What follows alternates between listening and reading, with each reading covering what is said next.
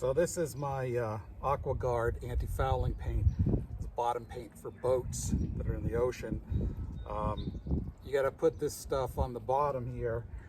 You can get it in a number of colors, but that's not really the issue. The issue is it needs to have copper and a few other things in it to inhibit the growth of different types of barnacles, seaweeds, and other biofouling sort of stuff on the bottom of your boat.